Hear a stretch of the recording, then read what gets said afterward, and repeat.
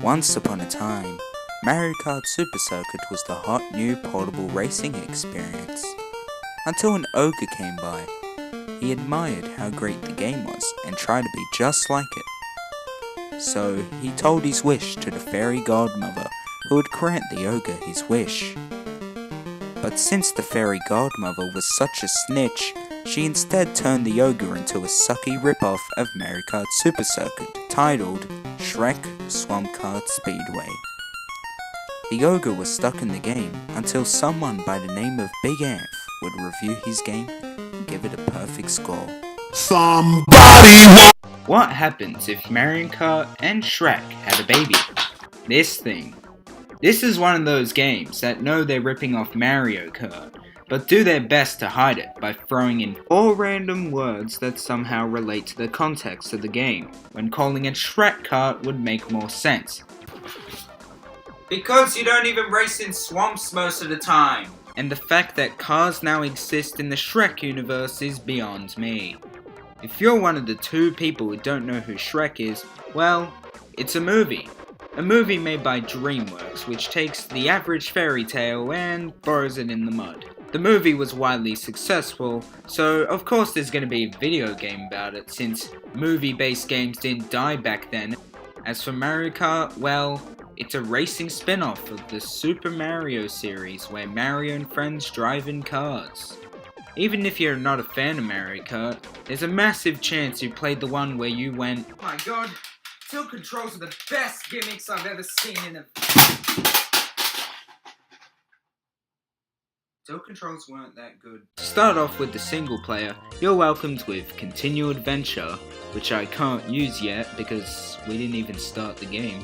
Select Racer, which takes you to the select screen, and Training, which is freaking pointless. So you choose Select Racer, you get the classics like Shrek, Fiona, Gingy, Hobo Man. Wait, where's Donkey? You're saying you have room for Goldilocks, who I don't even think was even in the movie to begin with, but not Donkey? Maybe you have to unlock him, as seen by the question marks in the bottom row. But since Donkey was such an important character, you'd think that you'd start off with him. He even appeared in the cover of the game, so there's no excuse leaving him out. For the sake of this review, let's just go with Shrek. Now, since this is a short game, I'm going to briefly talk about the tracks of the game, as there are only 16 in total with 4 different cups to participate in. Now, I quickly want to go through the controls of the game. Turning is way too tight. While tight controls are proven to work in good games such as Crash Team Racing, the real big problem is your car goes so fast that you can barely control yourself steering. Your kart can jump, but by far the worst part is when you run into another car. You lose all momentum, resulting in you stopping in place, which can result in many unfair losses. Okay, so first cup is Swamp Rally. The only time you're racing in the swamp, like the title says. Okay, track 1. Shrek's Bogging Bayo This track is pretty decent. The background is nice to look at, and the track is simple enough for you to get through easily. There's some trees here to add some detail to the track, and the water looks pretty nice.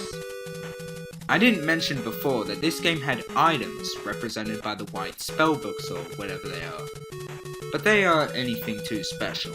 There's pumpkins, which act like green shells. There's some green dude running, which represents mushrooms.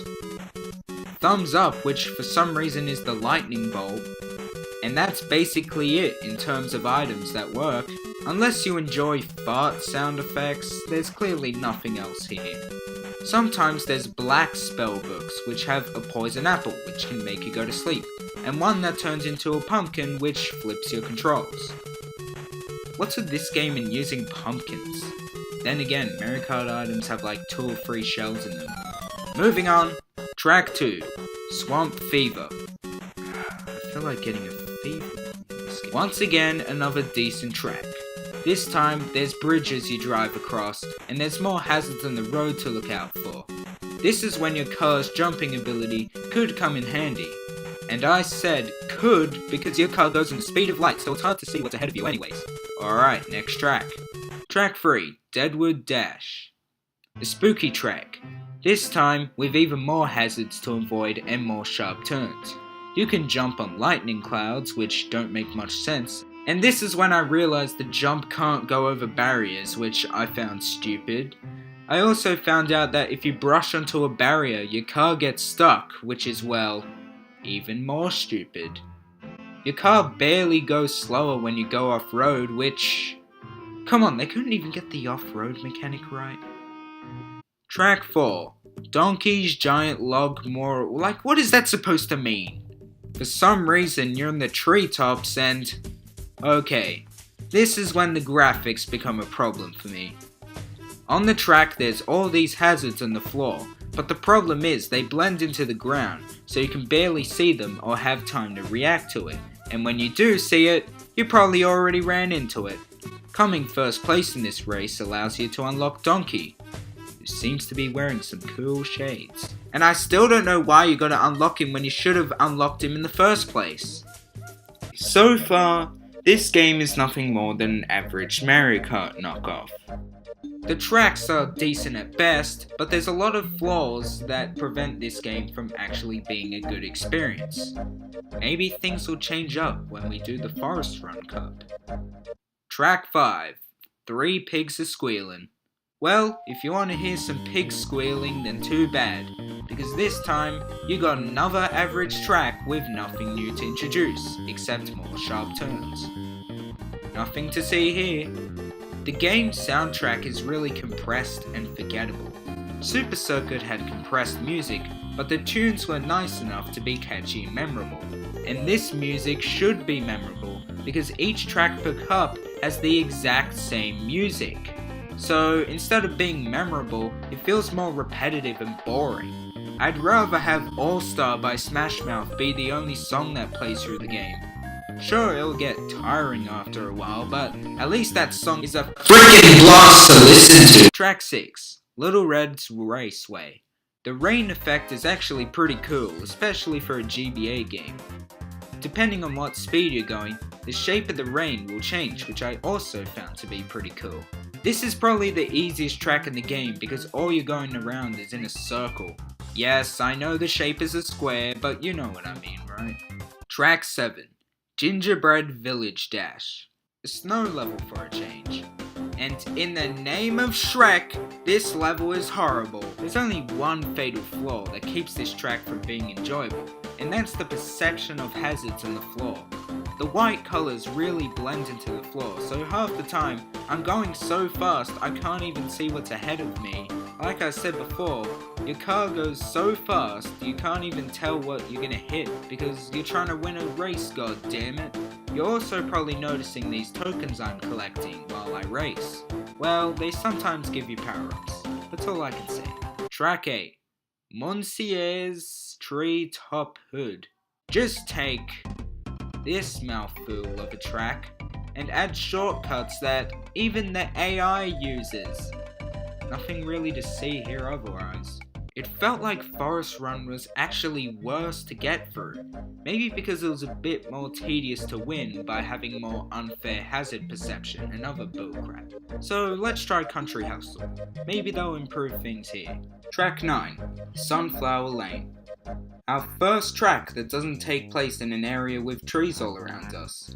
This track is really nothing special, but there are plenty of speed boosts you can take because there are plenty of straight roads to race on. Other than that, it's alright though. I feel like as these tracks go by, there's just less to say about them. I don't know. Let's just move on. Track 10, Windmill Alley. I don't get why the grass is blue, and also the fact the background constantly repeats itself everywhere you look. Other than that, that's all I can really say. Track 11, Goldilocks' Way. Orange, orange, Orange, Ramp, orange, ramp, orange, ramp, orange, orange, orange, ramp, orange, ramp, orange. ramp. Track 12, Big Bad Autobahn. My opinion on this track is much like the previous one, but just add less orange. Country Hustle did add some new ideas, such as ramps, but the problem is the game added nothing unique to set itself apart. So far, it still feels like a mediocre Mario Kart ripoff that even fails to be a good ripoff. Shrek Swamp Kart Speedway, more like Shrek Kart Super Circuit, am I right? Right? You're probably just waiting to see what my opinions on the last tracks are. Track 13, Badlands. To be honest, this track is pretty cool. Something that actually caught my attention on this cup is how interconnected everything feels. The cup starts off in, well, Badlands, where in the distance you can see the mountain where you're going to race in the next 3 tracks. Other than that, this track has nothing else to offer. Track 14, Off-Road Suspension Bridge. Come on, do you really have to add that many words in that title? I gotta be honest, I actually really like this track. It's probably the best one in the game. The track is based on part of the movie where Shrek and Donkey cross a bridge so they could save the princess. I like when places from the movie get recreated in this game. I like this, but too bad half the game takes place in unfamiliar locations. The game was made in 2002, so at the time the first movie was out, so other well-known locations from the Shrek series such as Far Far Away don't exist yet. Track 15, Courtyard Lariat. A difficult track, but surely a decent one. It's sad to see that most of the tracks feel very bland and average compared to what we get in this cup. Well, I bet this streak will I was wrong. Track 16, Parapet Peril, is probably the worst track in the game, because this is where all the mechanical flaws of this game come to. I hate this track, so much so that I went on a cheat code website to make me instantly win, just so I can see the game's end. You get nothing, not even a congratulations, or anything else in that matter, just the main menu, but this time, it's got credits. The ending would be more satisfying if it said, "Congratulations! You just wasted your time, loser!" This game also lacks replayability. I expected at least a time attack or something, but no. All you can do is the story and training, which is pointless because you can technically do training in the story mode. There is a multiplayer, but all you get is a picture of Shrek staring at you like he's going to. You can change the difficulty to easy, which in theory sounds good, so maybe this time we can beat the final track. Nope, still hard! You can unlock the other secret characters if you missed out on them. There's Donkey, the Big Bad Wolf, Robin Hood, and Lord Farquaad. You can replay the story with other characters, so maybe playing with new stats should somehow give you a better experience, right? Well, too bad all the cars feel the exact same. In the end, this game gets a 10 out of 10, because it's Shrek. And we all love him, so basically I just wasted 10 out of 10. Like that's ever gonna happen.